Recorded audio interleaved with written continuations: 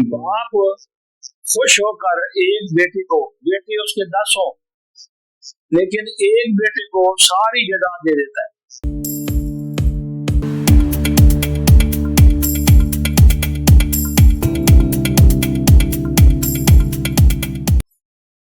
नहमदुहु व नुसल्ली अला रसूलिहिल करीम, अम्मा बाद अऊज़ु बिल्लाहि मिनश शैतानिर रजीम, इन्नहु लकुम अदुव्वुम मुबीन, बिस्मिल्लाहिर रहमानिर रहीम।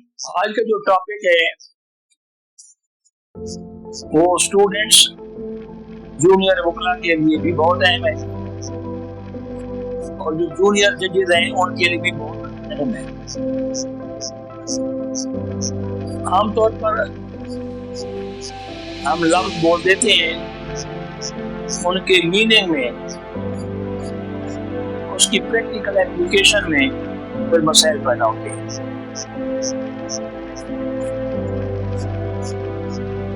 What is contract? जब आप ये लफ्ज कहते हैं कंट्रैक्ट, तो फौरी तौर पर फिर एक लफ्ज और आता है, what is agreement? What is an agreement? तो फिर साथ अब आएगा वाइडेबल एग्रीमेंट क्या होता है,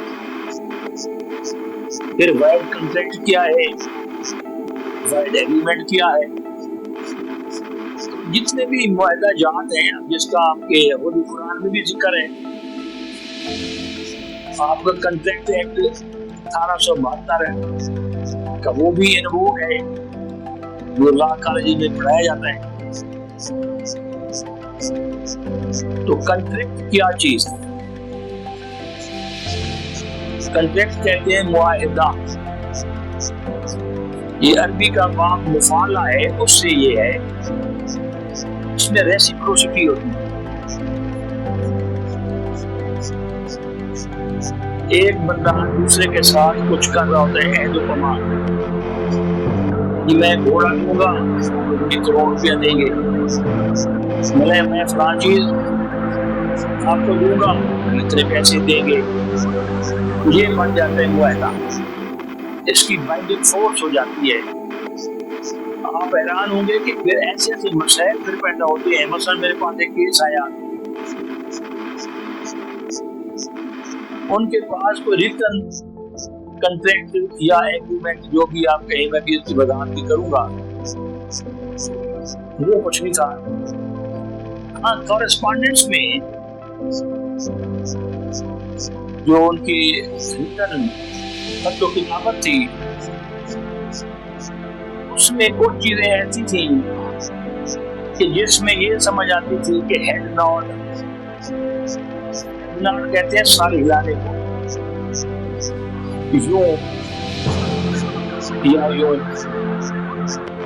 वो मेरे पास आया और पहले बुकला ने जवाब दे दिया था कि आप हमारे मुझसे तो नहीं कर सकते, इसे रिटर्न मटेरियल नहीं है। दूसरे हेड नॉट से भी अगर ये बात कंफर्म हो जाए तो वो भी बाइंडिंग फोर्स रखता है, तो उसके लिए भी अदालत में जाया जा सकता है, वो भी उस पर बाइंडिंग होगा। मैं आपको अक्सर अपने लेक्चर में छोटी छोटी मिसालें देता रहता हूँ। मसलन हमारे यहाँ जो बच्चियों का निकाह होता है और वो जब प्रपोजल एक्सेप्ट हो रही होती है, पूछते हैं कि जी आपको सलाम मंजूर है, और वो 3 दफा कहते हैं और 3 दफा ही बच्ची खामोश रहती है। तो आप क्या कहेंगे कि जी उसने क्योंकि हाँ नहीं की, लिहाजा निकाह नहीं हुआ? नहीं, इसे कहते हैं इम्प्लिसिट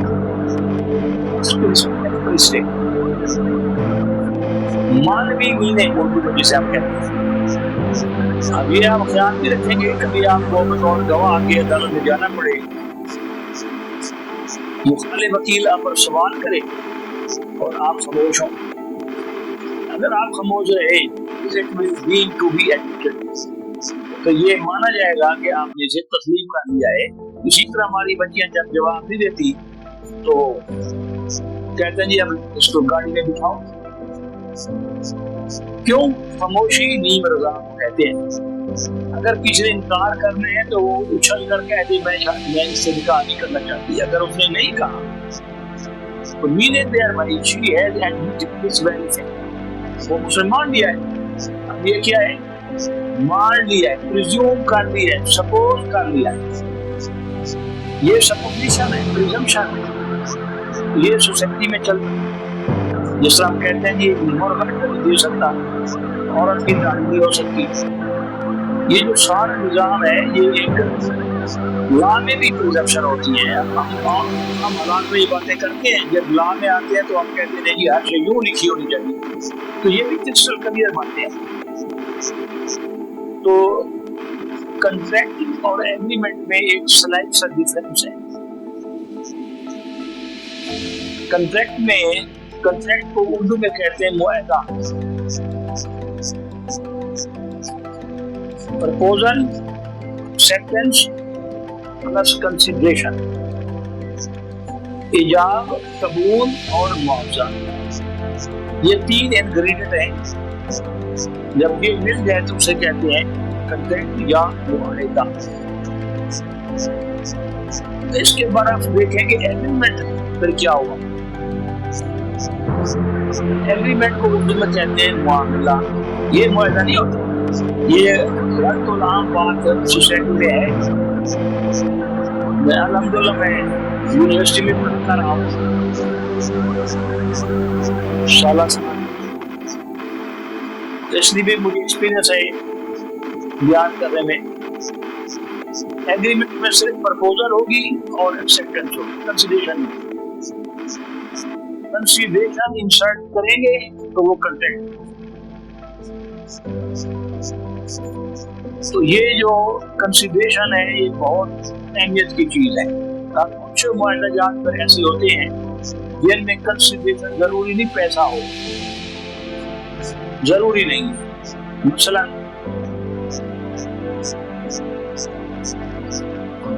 ایک شخص کسی کو لو اینڈ افیکشن میں, شفقت اور محبت میں اپنی پراپرٹی دے دیتا ہے. آپ خوش ہو کر ایک بیٹی کو, بیٹی اس کے 10 ہو, لیکن ایک بیٹی کو ساری جائیداد دے دیتا ہے. لو اینڈ افیکشن کے تحت. تو باقی جو کھڑے ہیں نہ وہ شور نہیں بجا سکتے کہ یہ باپ نے کیوں کر دیا ہے. نہ اسلام روکتا ہے باپ کو, نہ قانون روکتا ہے. یہ کنٹریکچوئل اوبلیگیشن ہوتی ہے.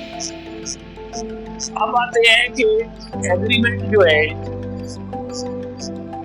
وائڈ کنٹریکٹ کیا ہوتا ہے اور وائڈ ایگریمنٹ کیا ہوتا ہے. باطل معاہدہ, باطل معاملہ.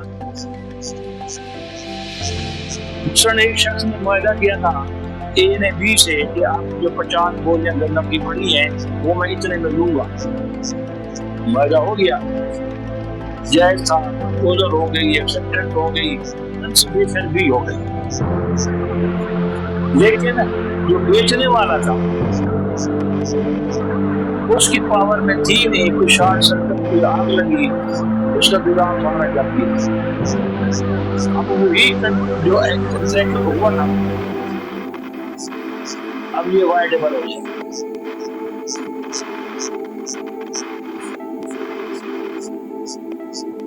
کیونکہ اب اس کی پاور میں نہیں رہا.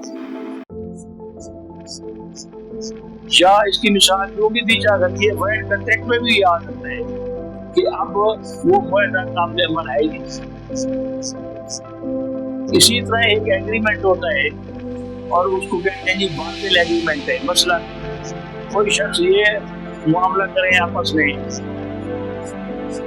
کہ ہم شراب خانہ کھولیں گے, بلڈنگ میری ہوگی, شراب کی بوتلیں آپ لے آؤ گے, ملازمی کا خرچہ ہم دو گے, وغیرہ وغیرہ.